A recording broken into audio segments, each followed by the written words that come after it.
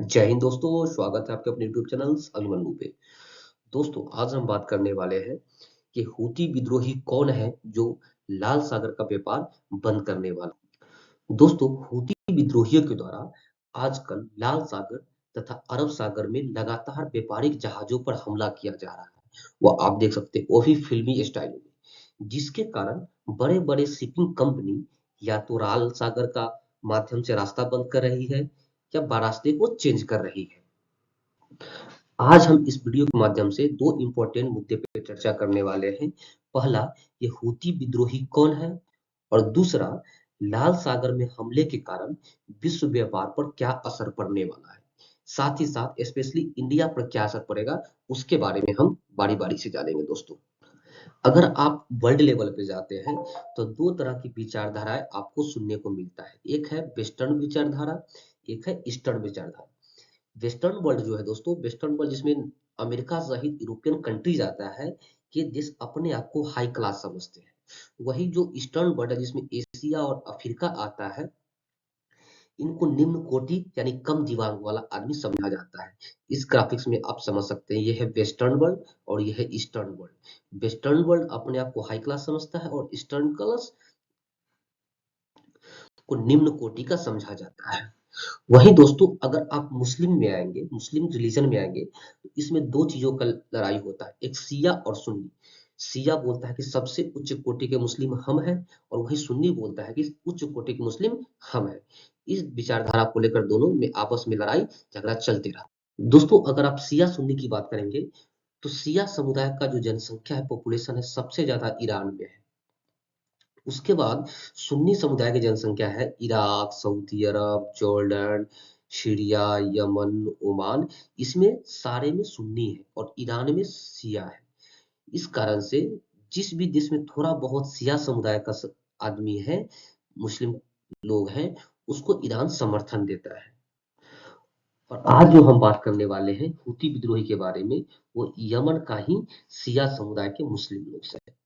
दोस्तों, बात बात आता है, आप इस स्लाइड के माध्यम से देख सकते हैं कि ईरान में जो 90 से 95% लोग शिया समुदाय के हैं। वही जो शिया समुदाय के कुछ इराक में भी है, 60 से 65%।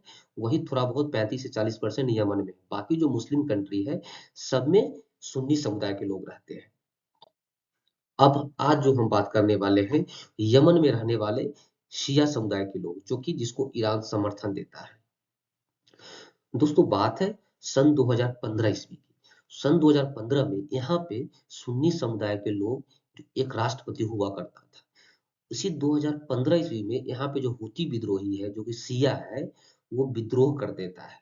और विद्रोह करके इस देश के राष्ट्रपति को देश छोड़ने के लिए मजबूर करता है, और यहाँ के जो राष्ट्रपति हैं, वो देश छोड़कर भाग जाते हैं। बाद में क्या होता है दोस्तों, सऊदी अरब, ओमान और यूएई की मदद से, जो कि सुन्नी समुदाय के जो राष्ट्रपति थे, उनको स्थापित किया जाता है। तब तक क्या होता है, जो शिया समुदाय के जो हूती विद्रोही है, इसने काफी देश के काफी क्षेत्रों पर कब्जा कर लिया था, तथा देश के एक बहुत बड़े भूभाग को अपने कब्जे में ले लिया, तथा वहां से वर्तमान में ये लोकल गवर्नमेंट चलाता है, तथा यहाँ से टैक्स भी वसूलता है। अब ये सवाल आता है दोस्तों, जो एक विद्रोही संगठन हूती विद्रोही, वो इतना ताकतवर कैसे हो गया। तो दोस्तों, ये बहुत ही इंटरेस्टिंग है कि ये ताकतवर कैसे हो गया, क्योंकि इसको जो फंडिंग करता है, वो ईरान से फंडिंग होता है। ईरान से पैसा देता है, हथियार देता है और ट्रेनिंग देता है। इसी कारण से जो यहाँ पे हूती विद्रोही था, ये है लाल सागर, ये है अदन की खाड़ी, और ये है अरब सागर। तो लाल सागर के बहुत सारे भाग पे आप देख सकते हैं कि लाल सागर के बहुत सारे भाग, लंबे तट पे इसने कब्जा कर लिया। इस कब्जे के कारण क्या हो दोस्तों, इस मार्ग से जो भी जहाज आता है, उस पे यहाँ बैठे बैठे ही अटैक कर देता है। अब हम देखेंगे दोस्तों कि इस अटैक के कारण पूरे विश्व व्यापार पे या भारत, स्पेशली भारत के ऊपर क्या असर पड़ने वाला है। दोस्तों, आप इसमें देख सकते हैं कि ये है यमन। यमन में देखेंगे, ये है रेड सी, लाल सागर है, ये है अदन की खाड़ी, और ये है अरब सागर। जैसे ही कोई जहाज इधर से जाता है, तो बैठे बैठे ये जो आप ब्लू कलर का दिख रहा है, ये है हूती विद्रोहियों के द्वारा कब्जा किया हुआ जमीन। यहीं से ये आक्रमण कर देता है। हम देखते हैं कि इस आक्रमण से पूरे वर्ल्ड पे क्या असर पड़ेगा। दोस्तों पूरे जो वर्ल्ड का व्यापार है ये है भूमध्य सागर, यहाँ पे है सुएज कैनाल जो कि मिस्र में पड़ता है, उसके बाद है रेड सी, उसके बाद है ये अरब सागर या हिंद महासागर। तो पूरे विश्व का 15% जो व्यापार है, यानी स्पेशली यूरोप का, इसी मार्ग से होकर जाता है, जो कि भारत में भी, चाइना में, साउथ कोरिया हो गया, जापान हो गया, फिलीपींस हो गया, ऑस्ट्रेलिया हो गया। तो ये बहुत बड़ा एक शिपिंग रूट है।